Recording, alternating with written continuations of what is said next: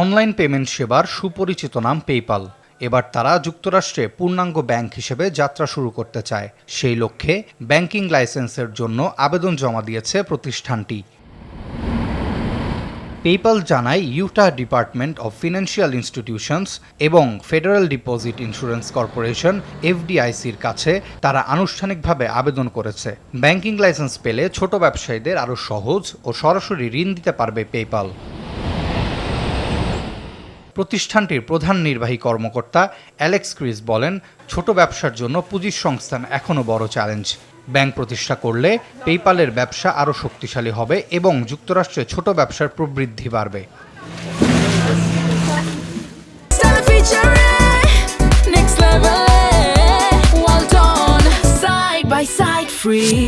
বিশেষজ্ঞরা বলছেন, ট্রাম্প প্রশাসনের আর্থিক খাতে শিথিল নীতির সুযোগ নিয়ে বর্তমানে অনেক ফিনটেক ও ক্রিপ্টো প্রতিষ্ঠান ব্যাংকিং লাইসেন্সের জন্য এগিয়ে আসছে।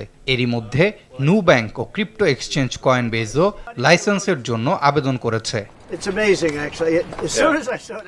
এদিকে 1998 সালে এলন মাস্ক ও পিটার থিয়েলের হাত ধরে যাত্রা শুরু করা পেপ্যাল 2013 সাল থেকে বিশ্বব্যাপী 4,20,000-এর বেশি গ্রাহককে $30 বিলিয়ন বেশি ঋণ ও পুঁজি সহায়তা দিয়েছে।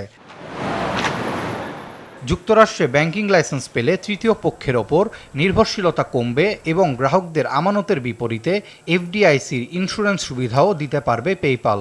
উল্লেখ্য, ইউরোপের দেশ লুক্সেমবার্গে ইতোমধ্যে প্রতিষ্ঠানটির ব্যাংকিং লাইসেন্স রয়েছে। ব্যাংকিং কার্যক্রম পরিচালনায় টয়োটার ফ্রিল্যান্সিং ব্যবসার সাবেক সিইও মারা ম্যাকলিনকে নতুন ব্যাংক প্রধান হিসেবে নিয়োগ দেওয়ার কথাও জানিয়েছে পেপ্যাল।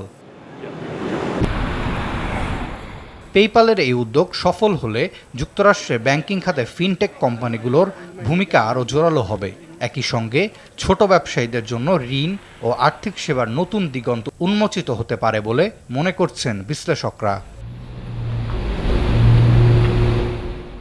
আরাফাত ইয়াসার, RTV।